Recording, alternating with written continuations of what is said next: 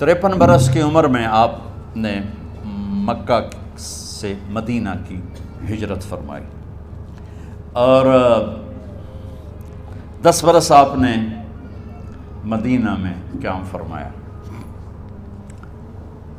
11 ہجری میں آپ حج کے لیے تشریف لے گئے اور یہ صورت آئی 11 تاریخ کو 11 حج کے ذوالحج، اذا جاء نصر اللہ والفتح۔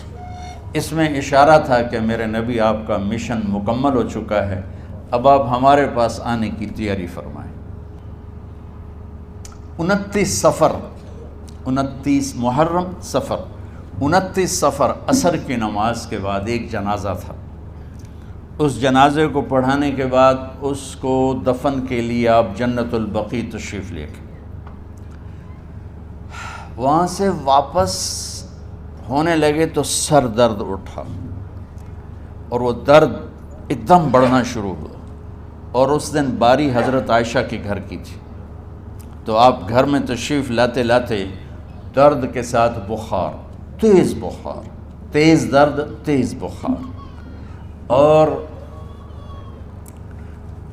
14 دن 12 ربیع 29 30 2 دن یہ اور 12 دن اگلے 14 دن آپ نے بیماری دیکھی، مسلسل سر درد اور مسلسل بخار۔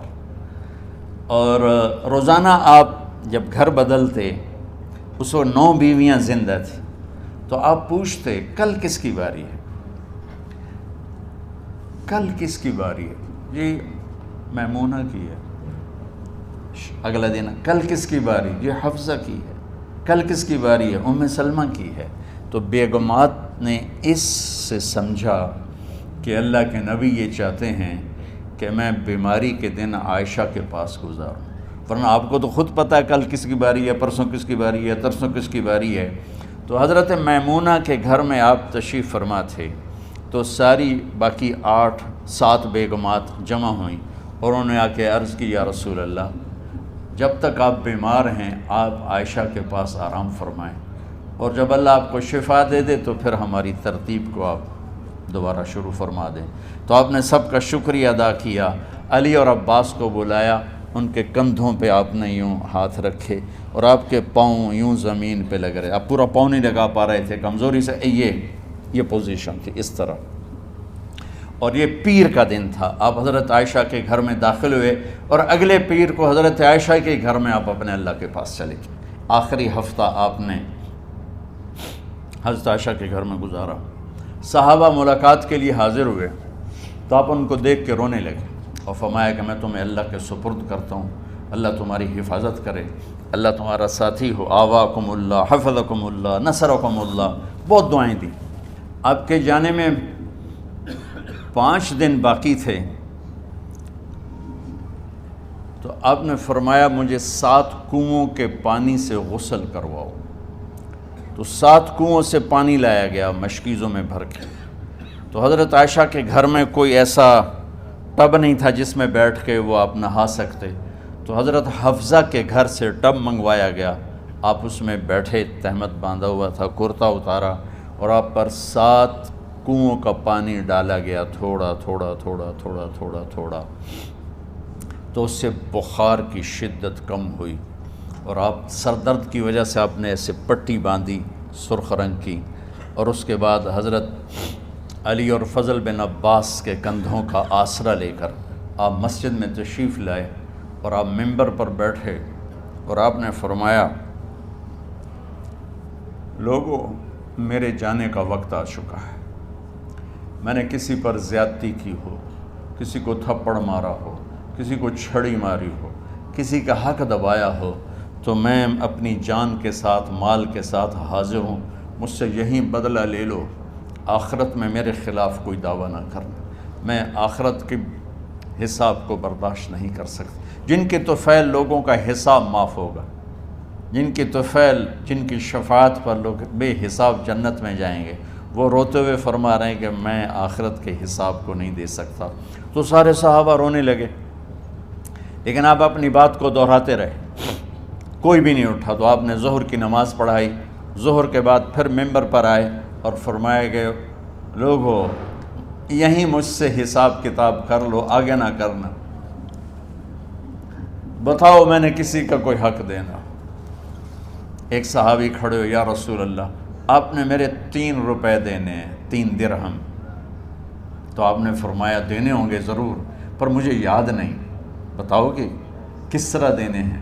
کہ یا رسول اللہ آپ کے پاس سائل آیا تھا، آپ سے مانگا، آپ کے پاس تھے نہیں، تو آپ نے مجھ سے کہا تیرے پاس کچھ ہیں؟ تو میرے پاس 3 درہم تھے، تو آپ نے فرمایا تو دے دے، میں بعد میں ادا کر دوں گا۔ تو کہا ہاں یاد آ گیا۔ تو میرے گھر کے میرے نبی کے گھر میں تو تیل نہیں تھا ایک چھٹانگ جس سے چراغ جلتا، پیسہ کہاں سے آتا؟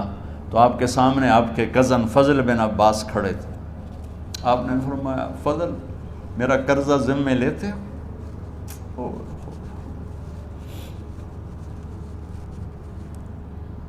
جن کے لیے کائنات سجائی گئی، جنت کی چابیاں جن کو پکڑائی گئیں، جاتے ہوئے 3 روپے دینے کی ہمت نہیں تھی۔ کہا فضل میرا قرضہ ذمے لیتے ہو؟ کہا جی یا رسول میں اپنے ذمے لیتا ہوں۔ کہا اس سے لے لینا۔ آپ گھر تشریف لے گئے،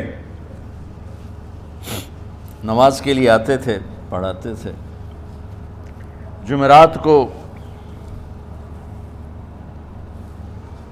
عشاء کی نماز پڑھانے کے لیے اٹھ نہیں سکے، گر گئے،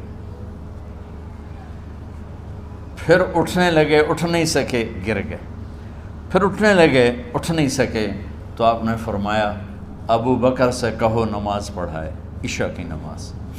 ابو بکر ذرا پیچھے کھڑے تھے، عمر آگے کھڑے تھے، تو لوگوں نے کہا نماز ہی پڑھاونی ہے، کوئی پڑھا دے وے، تو انہوں نے حضرت عمر کو آگے کیا، انہوں نے کہا اللہ اکبر۔ جب حضرت عمر کی تکبیر سنی تو آپ نے اندر سے زور سے فرمایا عمر کو پیچھے کرو، ابو بکر کو آگے کرو، میرے رب کا فرمان ہے میرے مصلی پر ابو بکر کے سوا اور کوئی کھڑا نہیں ہو سکتا۔ جمعرات کی عشاء، جمعہ ہفتہ اتوار کی 15 نمازیں، اور پیر کی فجر کی 16 اور جمعرات والی 17 نمازیں ابو بکر نے پڑھائیں میرے نبی کی موجودگی میں۔ ہفتے کے دن ظہر یا عصر میں آپ علی و فضل بن عباس کے کندھوں پر ہاتھ رکھ کے مسجد میں داخل ہوئے اور ابو بکر نماز پڑھا رہے تھے۔ ادھر محسوس ہوا کہ اللہ کے نبی آ رہے ہیں، تو ابو بکر نے یوں پیچھے ہٹنا شروع کیا ایسے تاکہ مصلی سے ہٹ جائیں، تو آپ نے ایسے ہاتھ کا اشارہ فرمایا کہ کھڑے رہو، ہٹو نہیں، کھڑے رہو۔ تو وہ پھر آگے مصلی پر آ گئے، تو آپ تشریف لائے اور الٹے ہاتھ ابو بکر کے ساتھ بیٹھ کر آپ نے ظہر یا عصر کی 4 رکعت نماز ابو بکر کی امامت میں ادا فرمائی۔ یہ آپ کی آخری نماز تھی مسجد کے اندر امت کے ساتھ اور تشریف لے کے۔ جمعہ کا دن تھا، جبریل آئے، یا رسول اللہ مجھے اللہ نے بھیجا ہے کہ جاؤ میرے محبوب کا حال پوچھ کے آؤ۔ اللہ اکبر۔ تو اب درد اور بخار دونوں چیزیں تھیں، سر کا درد بھی ہیوی ویٹ تھا اور بخار بھی، تپش۔ تو آپ نے کہا جبریل تکلیف ہے، تکلیف میں۔ ہفتے کا دن پھر جبریل آئے، یا رسول اللہ مجھے اللہ نے بھیجا ہے کہ جاؤ میرے محبوب کا حال پوچھ کے آؤ۔ پھر آپ نے فرمایا تکلیف میں۔ اتوار کو پھر جبریل آئے، یا رسول اللہ نے بھیجا ہے کہ جاؤ میرے محبوب کا حال پوچھ کے آؤ۔ 12 ربیع الاول آ گئی، 632 عیسوی اور 11 ہجری، آپ کی طبیعت میں بشاشت آئی۔ تو صحابہ نماز پڑھ رہے تھے، آپ نے دروازہ کھول کے سب کو یوں دیکھا۔ تو حضرت انس فرماتے ہیں ہم سب نماز میں تھے، لیکن جب دروازہ کھلنے کی آواز آئی اور اللہ کے نبی کا چہرہ، تو ہم سب نماز میں یوں ہو گئے، نماز کے اندر ہی سارے اللہ کے نبی کو دیکھنا شروع کر دی، بھول ہی گئے کہ نماز پڑھ رہے ہیں، ایسے گم ہو گئے آپ میں۔ تو آپ نے جلدی سے دروازہ بند فرما دیا۔ یہ آپ کی آخری زیارت تھی اپنی امت کے لیے۔ اس کے بعد آپ اپنے اللہ کی طرف کا سفر شروع کیا۔ تو اشراق کے بعد آپ نے اپنی بیگمات کو بلایا، ان کو بتایا نہیں کہ میں آج جا رہا ہوں، سب سے ملے، سب کو الوداع کیا اور انہیں بھیجا۔ اس کے بعد آپ نے حضرت فاطمہ کو بلایا، جنت کی عورتوں کی سردار، سب سے زیادہ محبوب بیٹی، سب سے زیادہ جگر کا ٹکڑا، دل کا ٹکڑا کا، جس نے فاطمہ کو دکھ دیا مجھے دکھ دیا، جس نے اسے سکھ دیا مجھے سکھ دیا۔ ہاں، ان کو قریب کا، بیٹی قریب ہو، تو ان کے کان میں کہا میں جا رہا۔ وہ رونے لگی، تو ہم نے کہا رو نہیں، چند دنوں کے بعد تیری میری ملاقات ہو جائے گی سب سے پہلے۔ تو 6 ماہ بعد حضرت فاطمہ کا بھی 24 سال کی عمر میں یا 25 سال کی عمر میں انتقال ہو گیا۔ ان کو رخصت فرمایا، پھر آپ نے داماد مولا علی کو بلایا، ان کا سر اپنی گود میں رکھا اور ان کے سر پہ اور کمر پہ ہاتھ پھیرتے رہے اور ان کو دعائیں دیتے رہے۔ آہستہ آہستہ تھی، آواز اونچی نہیں تھی، پست آواز تھی، اور یوں سر پہ کمر پہ، سر پہ کمر پہ، اور دعائیں دے رہے ہیں۔ ان کو رخصت فرمایا، آخر میں اپنے جگر کے ٹکڑے حسن اور حسین کو بلایا، جو ہی سینے سے لگایا آنسو شروع ہو گئے۔ بیویوں کو رخصت کیا، خاموش، بیٹی کو رخصت کیا، خاموش، داماد کو رخصت کیا، خاموش، جو ہی بچوں کو سینے سے لگایا تو آپ کے آنسو نکلنا شروع ہوئے کہ ایک زہر میں تڑپ تڑپ کے مرے، ایک کا سر کٹ کے نیزے پہ چڑھا۔ میرے نبی آگے آنے والے زمانے میں دیکھ رہے تھے کہ میرے بچوں کے ساتھ کیا ہونے والا ہے، اس پر آپ بے قرار ہو کر روئے، بولے کچھ نہیں، ان کو بھی رخصت فرما دی۔ جب وہ چلے گئے تو جبریل آ گئے، یا رسول اللہ، باہر ملک الموت دروازے پر کھڑا ہے، اندر آنے کی اجازت چاہتا۔ تو آپ نے فرمایا آ جائے، میں نے کب روکا؟ تو ملک الموت اندر آیا، ایک فرشتہ اور بھی تھا، کہا السلام علیکہ یا رسول اللہ، یا رسول اللہ میں آپ کو سلام پیش کرتا ہوں، میں نے کبھی کسی کو سلام نہیں کیا۔ آپ کے رب نے فرمایا جب جاؤ تو اجازت لے کے جانا، بن اجازت اندر نہ جانا، میں کبھی کسی سے اجازت نہیں لیتا۔ اللہ تعالیٰ نے فرمایا آنا چاہیں تو لے آنا، رہنا چاہیں تو چھوڑ کے آ جانا، یہ اختیار اللہ نے کبھی کسی کو نہیں دیا، آپ پہلی اور آخری ہستی۔ تو آپ نے فرمایا اگر میں اجازت دے دوں تو میری جان نکالو گے؟ کہا جی نکالو، میں تو اللہ کے امر کا پابند۔ تو آپ نے جبریل سے پوچھا کیا کہتے ہو، تم کیا کہتے ہو؟ جبریل نے کہا یا رسول اللہ، اللہ آپ کی ملاقات کے شوق۔ میرے بھائی بہنوں، اللہ سے یہ دعا کیا کرو، یا اللہ ایسی موت دے جب جانے کا وقت ہے تو ہماری ملاقات کے شوق میں ہو۔ ایک صحابی کا انتقال ہوا، آپ نے ان کی قبر پہ جا کے یہ دعا کی، یا اللہ طلحہ جب تیری بارگاہ میں پیش ہو تو اسے دیکھ کے مسکرائے، یہ تجھے دیکھ کے مسکرائے، سارے دکھ درد دور ہو جائیں گے۔ تو جبریل بولے یا رسول اللہ، اللہ آپ کی ملاقات کے شوق میں۔ آپ نے فرمایا جاؤ اللہ سے پوچھ کے آؤ میرے بعد میری امت کے ساتھ کیا کرے گا، جاؤ پوچھ کے آؤ حسن حسین کے ساتھ کیا کرے گا۔ یہ پوچھنا، ہر کوئی اپنے بچوں کو یاد کرتا، مرنے والے بچوں کو یاد کر، بچے میلاد۔ میرے والد اچانک ہارٹ اٹیک میں فوت ہو گئے تو ہماری بہنیں موجود نہیں تھیں، میری 2 بہنیں، تو میرے والد بار بار کہتے میری دھیاں میں نو ملا دیو، میری دھیاں میں نو ملا دیو، اور میرے نبی نے کہا میری امت کا مجھے بتاؤ پہلے کیا کرو گے۔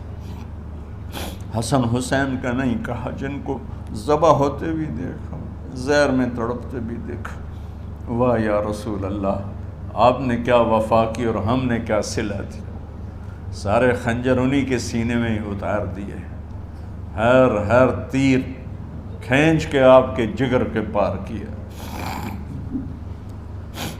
ہر نافرمانی کا ٹھیکہ لے لیا۔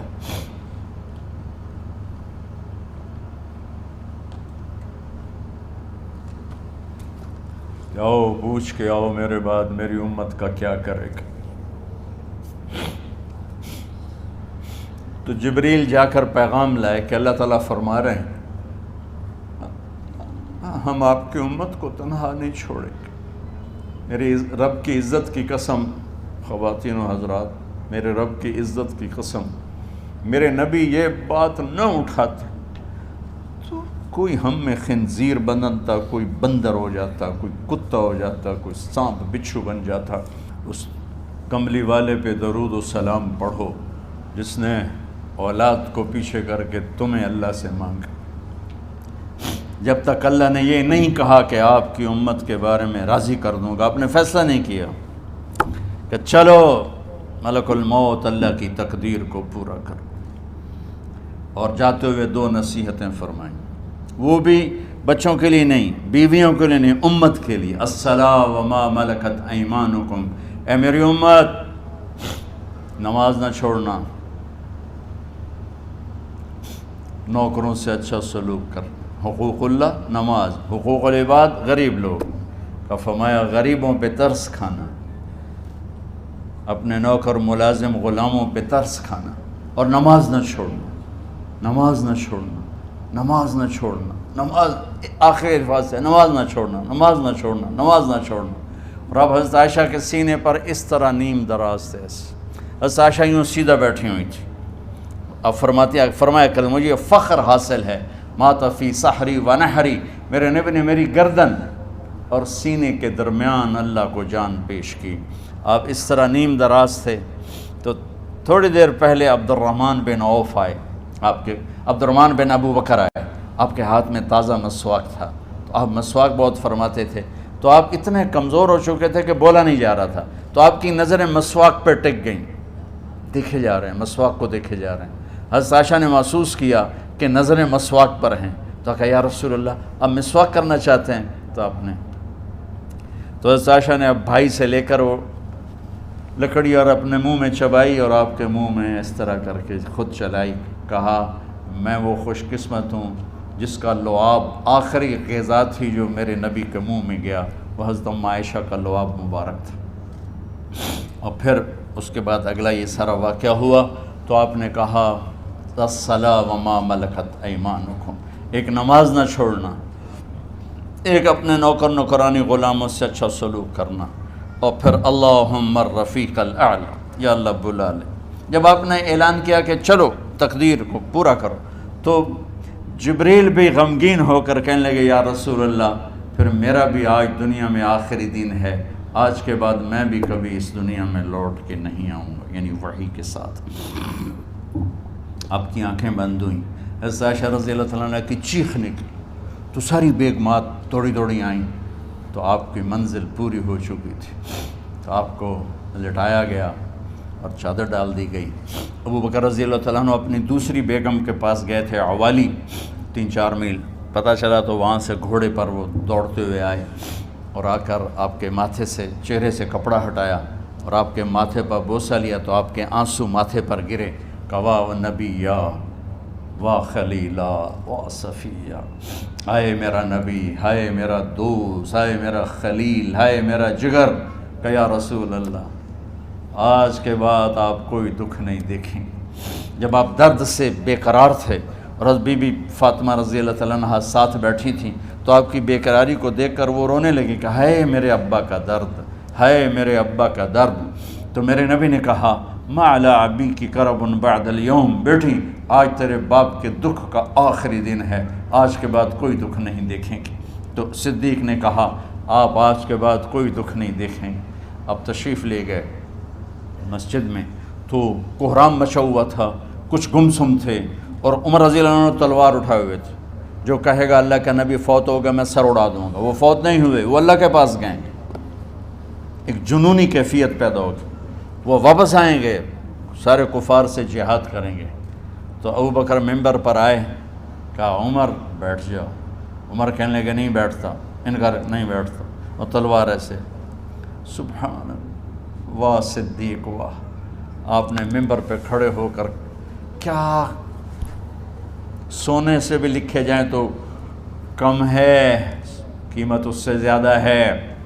میرے صدیق نے کہا لوگو من کان یعبد محمدا فإن محمدا قد مات، جو محمد کی پوجا کرتے تھے تو آج محمد کو اللہ نے موت دی تھی۔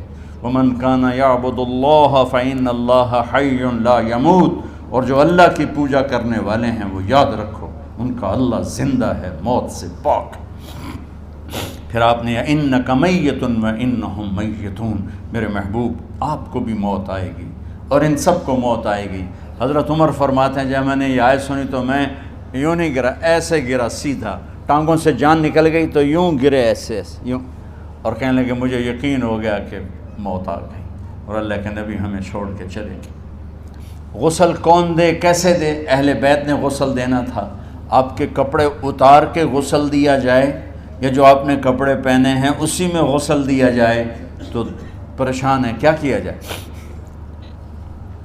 سب پہ اونگ طاری ہو گئی، ایک دم سب کو نیند آئی اور غیب سے آواز آئی کہ ہمارے نبی کو کپڑوں سمیت غسل دیا جائے۔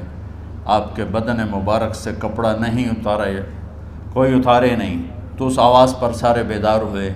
تو حضرت عباس، فضل بن عباس، شقران آپ کے غلام، اور اسامہ بن زید اور علی بن ابی طالب آپ کو غسل دینے والے تھے۔ حضرت علی آپ پر پانی ڈال رہے تھے اور فضل بن عباس جسم کو مل رہے تھے، اور حضرت علی ساتھ ساتھ روتے ہوئے یا رسول اللہ آپ نے ہمیں صبر کا حکم دیا، اگر آپ ہمیں صبر کا نہ کہتے تو آج ہم دنیا کو رو کے دکھاتے، اور آج ہم دنیا کو اپنا غم دکھاتے کہ کس طرح غم کیا جاتا ہے۔ اور یا رسول اللہ آپ کے جانے پر وہ نقصان ہے جو قیامت تک نہ پہلے ہوا نہ بعد میں ہوگا کہ آپ کے بعد نبوت کا دروازہ بند ہو گیا۔ اس طرح پانی بھی ڈال رہے تھے اور روتے بھی جا رہے تھے، اور فضل بن عباس وہ آپ کے پہلو بدل کر ہاتھ مل رہے تھے، ہاتھوں سے مل رہے تھے۔ قبر کے کھودنے کا وقت آیا تو وہ لحد ہوتی ہے، کھڈا کھود کے پھر سائیڈ میں کھڈا کھودا جاتا ہے، اور ایک ہوتا اسٹریٹ جیسے ہمارے ہاں ڈال کے اوپر وہ سلیب ڈال دیتے ہیں، تو کیسے بنائی جائے؟ تو ابو طلحہ رضی اللہ تعالیٰ عنہ قبر بناتے تھے وہ والی لحد والی، تو فرمایا جو پہلے آ جائے گا نا وہی قبر تیار کر لے۔ تو ابو طلحہ پہلے آ گئے تو لحد والی قبر تیار کی گئی، اور آپ کے کفن دینے کے بعد وہی وہ سب چلے گئے۔ اس کے بعد باری باری اہل بیت، ان کی خواتین، ان کے بچے، پھر مہاجرین، ان کے خواتین، ان کے بچے، ان کے نوکر، پھر انصار، ان کی خواتین، ان کے بچے، ان کے نوکر۔ تو پیر اور منگل یہ 2 دن سارے گزر گئے، اور منگل کو عشاء کے بعد جا کر یعنی بدھ کی رات آپ کی تدفین کا وقت آیا۔ تو جب آپ کو قبر میں اتار دیا گیا تو مغیرہ بن شعبہ رضی اللہ عنہ کھڑے تھے، انہوں نے اپنی انگوٹھی اتار کے اندر پھینک دی لحد۔ تو پھر کہنے لگے علی یہ میری انگوٹھی نیچے گر گئی ہے، اٹھا لوں۔ ایک بہانہ کیا نبی کو بوسہ لینے کا، انگوٹھی پھینک کر فرمانے لگے علی وہ میری انگوٹھی گر گئی ہے، اٹھا لوں۔ سب دیکھ رہے تھے کہ پڑی ہو کہاں اٹھا لو، تو انگوٹھی کیا اٹھانی تھی، نیچے جا کر اللہ کے نبی کو لپٹ کے اور دھاڑ دھاڑ رونا شروع کیا۔ سب صحابہ کی چیخیں نکال دی۔ انگوٹھی تو ایک بہانہ ہی تھا، آخری شخص جس کا جسم نبی کے جسم سے ٹچ ہوا وہ مغیرہ بن شعبہ ہے۔ تو پھر سب نے شور مچایا کہ باہر نکالو، باہر نکالو، باہر نکلو۔ باہر نکلے تو اینٹیں لگائی گئیں، پھر مٹی ڈالی گئی۔ تو جب واپسی ہوئی تو حضرت انس گزرے تو حضرت فاطمہ کھڑی تھیں، طابت نفوسکم ان حسیتم علی رسول اللہ التراب۔ انس کس جگر کے ساتھ تم نے نبی کو مٹی میں چھپا دیا، کس جگر کے ساتھ تم نے نبی کو مٹی میں چھپا دیا۔ اللہ سے ملا دے۔ قبر دیکھنے کو خوفناک ہے، اگر اللہ راضی ہے، جب کبھی قبر سے ڈر لگتا ہے، بہت ہی لگتا ہے، تو خیال آتا ہے اگر اللہ راضی ہے پھر تو مسئلہ ہی کوئی نہیں ہے، چونکہ اللہ نے اپنے محبوب کو بھی قبر میں اتارا۔ یہ نہیں کہا کہ ایک خوبصورت بیڈ روم بنا کے اس میں لٹا دو، کہا قبر میں اتارو۔ اگر اللہ راضی ہے تو مرنے والی ہو یا مرنے والا ہو تو مزے ہی مزے ہیں. یہ سارے دعا کرو کہ جب ہم دنیا سے جا رہے ہوں اللہ ہم پہ خوش ہو، اللہ ہم سے راضی ہو.